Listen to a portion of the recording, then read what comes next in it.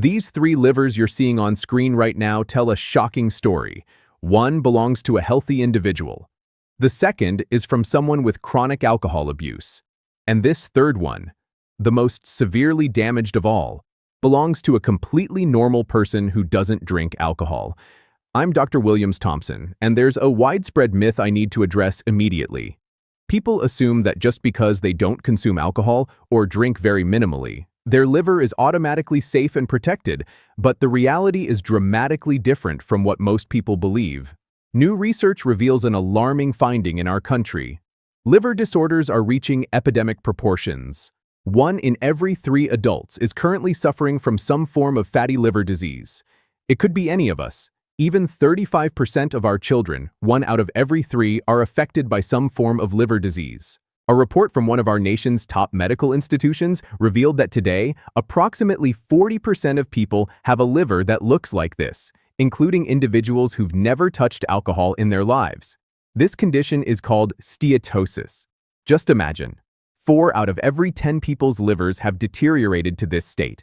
If this isn't addressed quickly, this liver will progress to look like this, which is stage 4 cirrhosis. A comprehensive report analyzing health records from 195 countries between 1990 and 2017 discovered something striking. Of all liver disease cases globally, alcohol was responsible for only 2% of cases. Just 2%. The liver is such a chronically ignored organ that many people would be shocked to learn it handles over 500 vital functions in our body. It ranks second only to the brain in complexity, and in its resting state can potentially consume even more calories than the brain itself. Your liver is your body's security guard, the silent protector working 24 hours a day without rest, filtering over 1,000 liters of blood daily without you even feeling it happening. And because of this silent operation, its health is often neglected until a serious problem develops or multiple health issues suddenly explode simultaneously. Did you know that if your facial glow has disappeared or your skin isn't healthy, if you experience constant lethargy or fatigue, if your hair is prematurely graying, if you suffer from headaches, body pain, bloating, diabetes, cholesterol issues, weight gain, chronic inflammation, or hypertension, we can easily diagnose these conditions, but we rarely question their root cause, which has a strong chance of being connected to your liver health. If you find this information valuable, I'd appreciate if you'd subscribe to the channel. It helps support the work we're doing. Let me show you a normal day in your liver's life. At any moment, if you examine what it's doing, it's engaged in one non-stop activity: blood filtration. On average, more than 1 liter of blood every single minute. The liver is remarkably unique because, unlike other organs, it receives blood supply from 2 distinct sources. 75% of its blood comes through the portal vein. You can see here how it arrives from your stomach, pancreas, and intestines, transporting absorbed nutrients from food directly to the liver. So here's the critical point. Everything you eat, everything you drink passes through your liver. The remaining 25% of blood reaches the liver directly from the heart through the hepatic artery. Think of this as the liver's power cable, because this is how it receives oxygen-rich blood from the heart. And here's another crucial point. Whatever air you breathe, whatever chemicals are in that air along with oxygen, they travel from your lungs to your heart and enter your liver through this hepatic artery. In other words, anything that enters your body from any source must pass through your liver. These 2 streams, from the portal vein and hepatic artery, mix and flow through tiny blood vessels called sinusoids into the liver itself. Inside, liver cells called hepatocytes filter out toxins and waste from this blood, convert nutrients into energy, and then the blood travels back to the heart through the inferior vena cava, so the heart can pump this filtered, nutritious blood to all body parts. Simple, right? So then how exactly are so many people's livers getting damaged, and at which step does this damage occur? Understanding this is absolutely essential, because only with this knowledge can we protect and detoxify our livers. In almost all cases, there are 2 main killers damaging the liver. Let's start with liver killer number 1. Liver killer. 1. Environmental toxins. We've already established that everything must pass through your liver. Now let's examine today's conditions and our current lifestyle. A 2023 report highlighted that air pollution in our country, especially PM 2.5 harmful particles, measured 7 times higher than WHO safety limits. The 2024 International Air Quality Report showed that among the world's most polluted cities, the top 12 were all from our country, one after another. Now there's a major misconception that air pollution only damages our lungs, but through polluted air, numerous chemicals and toxins, volatile organic compounds, VOCs, aromatic hydrocarbons, and even heavy metals enter our body. Remember how? Through the hepatic artery we discussed earlier. All of these must be purified by the liver. This risk increases dramatically if you live near a highway or industrial area, or if your work involves chemical exposure like painting, furnishing, or polishing. But it's not just the air that's contaminated. Multiple reports highlight that our food contains pesticide levels far exceeding safety limits, 40–50% of fruits and vegetables. Just for context, of 79 food safety labs, only 9 are nationally approved. 0 labs can detect salmonella or E. coli contamination. 0. Plus, the ratio of food safety inspectors, 1 inspector per 250,000 people. That means just 1 inspector for a medium-sized city when the ratio should be 1 per 10,000. This is why safety limits for pesticides and toxins are established on paper but never actually enforced. And do you think a common farmer or vegetable seller prioritizes customer long-term health or immediate profit? This is why 20–25% of food is openly adulterated. Toxic dyes like methanol yellow and Sudan red are added to lentils. Milk and cheese are literally being synthetically manufactured using chemicals like formalin. The market adulteration is so extensive, I could create an entire detailed video just on this topic. All these pesticides and chemicals used in crops, where do they end up besides our liver? Well, in the ground. And this is the second major problem. Because today, 85% of rural populations depend on groundwater for their needs. So all the heavy fertilizers and pesticides used in fields, traces of all these chemicals are appearing in our water. Water in 56% of districts has been found to contain nitrite levels far exceeding safety limits, a pesticide residue.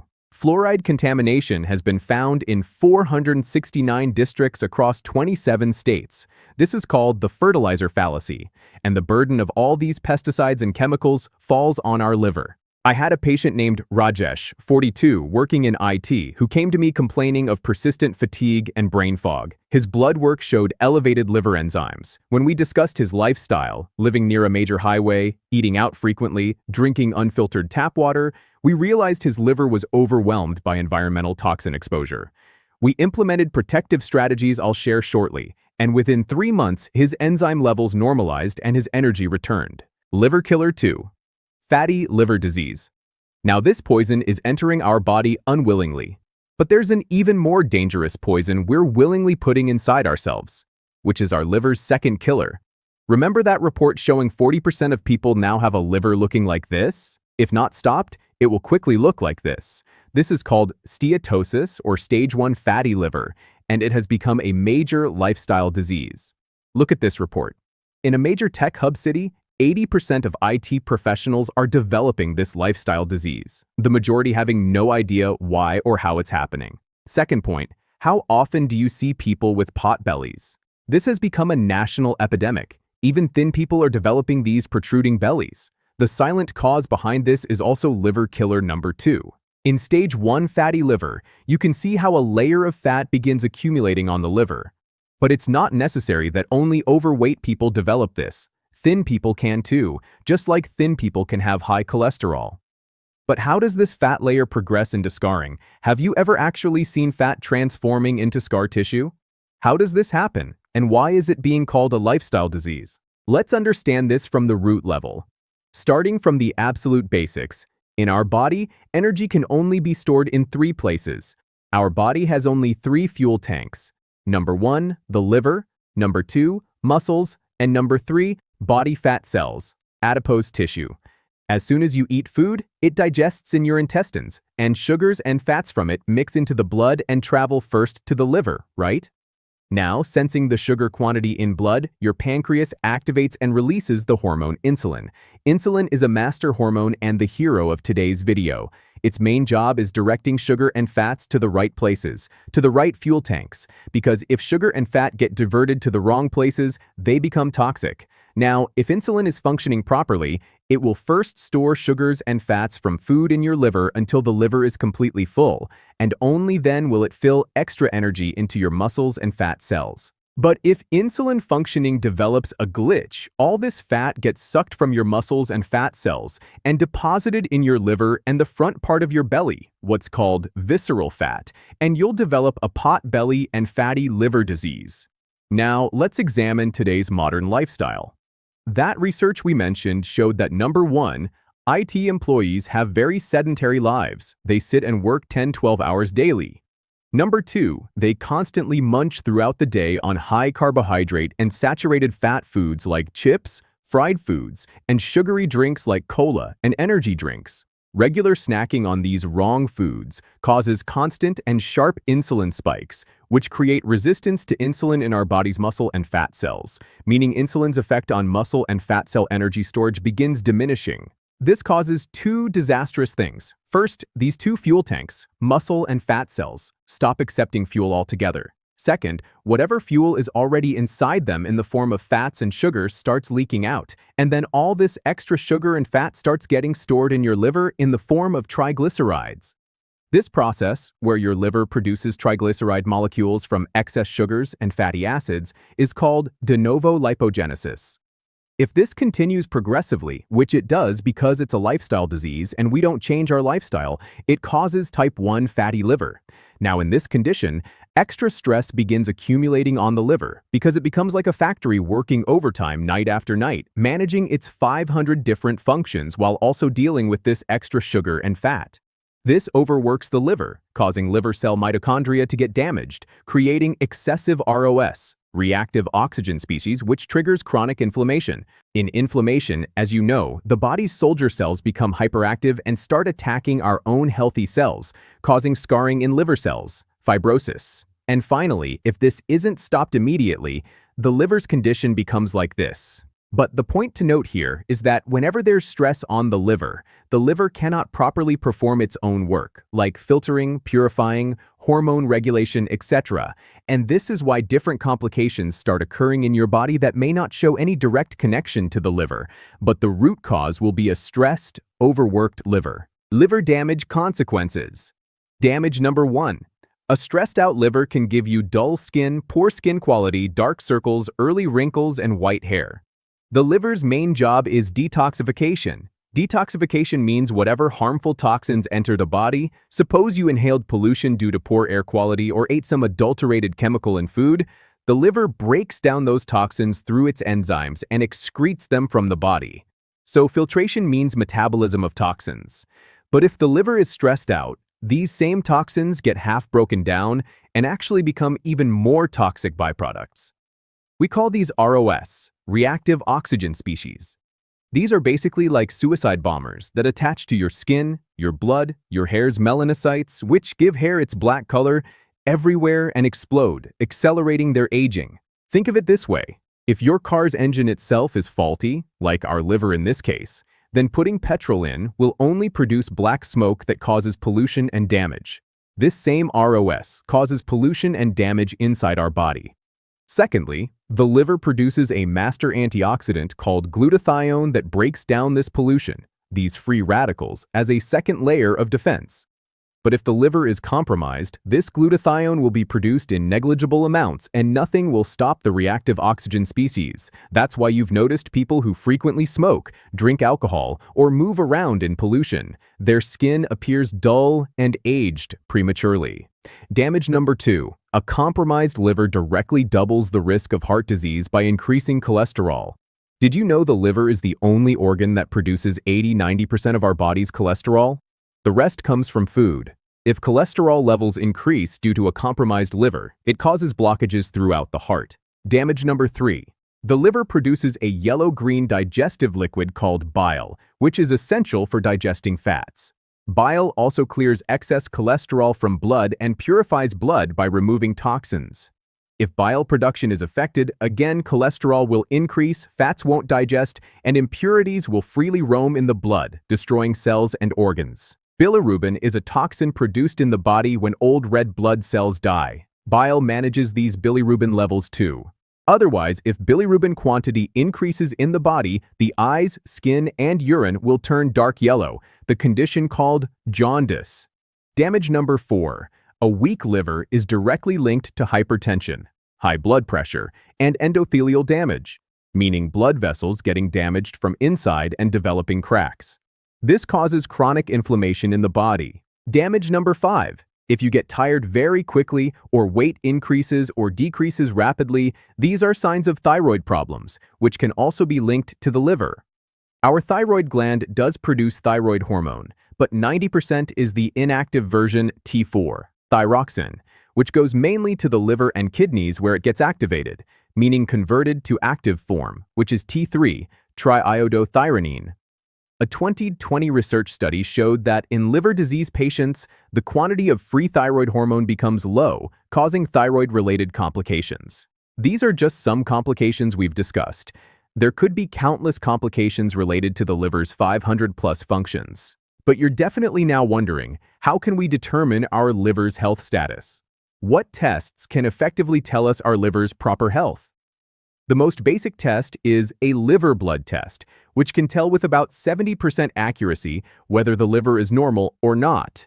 A basic blood test that includes liver biomarkers like ALT, AST, and these markers that indicate liver stress.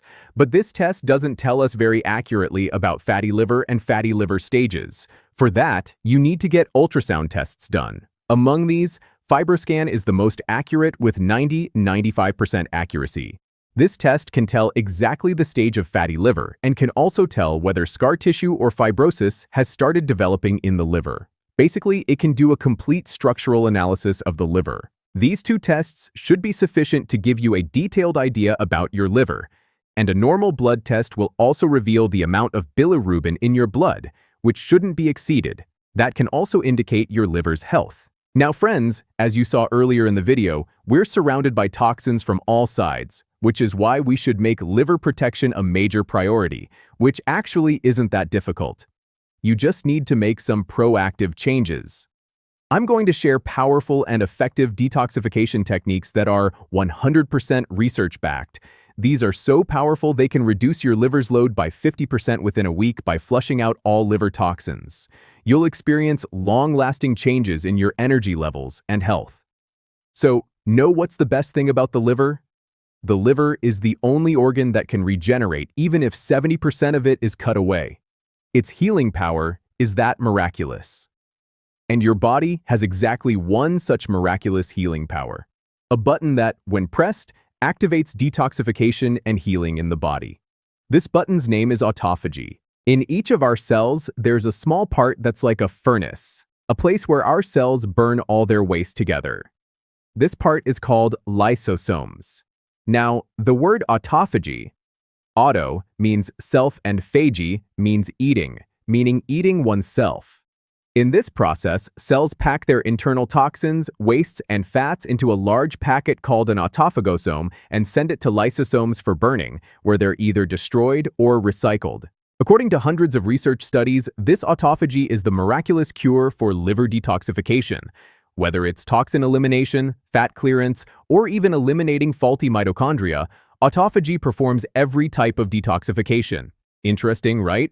So how is the autophagy button actually pressed? Well, there's only one answer: giving the body controlled stress, a stress trigger. Now, there are some limited powerful ways to do this. Starting with one of the most powerful, fasting for at least 15 to 18 hours. In fasting, basically the liver uses up all its glycogen and is forced to start using fat sources as energy. A stress-related autophagy pathway in liver cells, the AMPK pathway, also gets triggered, which starts the detoxification process. Number 2, regular exercise stress is also very strongly linked with autophagy. Interestingly, fasting and autophagy both normalize insulin sensitivity, which means along with detox, fatty liver reverses and weight management also occurs, because obesity is very strongly linked with fatty liver diseases. Now, the interesting thing is that cardio exercises are good, but muscle-building exercises are also extremely powerful for removing stress from the liver. The more muscle mass you have, the better. Because remember, muscles themselves store glucose and prevent it from being stored as fat in the liver. So if we make this a practical routine, a basic routine would look something like this. Early morning, 8 a.m. 1 hour cardio plus weight training exercise at least 4 to 5 days a week. Then you have breakfast at 10 a.m. with a medium carb, high protein diet preferable. Basically, you need to limit carbohydrates to 150 to 200 grams throughout the day, and especially sugars to just 20 to 25 grams. Start tracking this and you'll be surprised how much carbohydrate we Indians unknowingly consume in our food. Tracking is key because our body isn't even built for high-carb diets. Now, if you want strong detox along with weight loss, you can follow a ketogenic diet for some time temporarily because it's not sustainable. But a paleo or Mediterranean diet format with limited sugar and carbs is our ideal diet. I've already made a detailed video on what nature actually designed us humans to eat. All those foods will be healthy for your liver. That video's link is here, which you can watch after this video. Throughout the day, you'll eat healthy, nutritious, unprocessed, unprocessed, and moderate calorie foods. But you need to have dinner as early as possible. If you have dinner by 7 p.m., automatically by 10 a.m. the next morning, you'll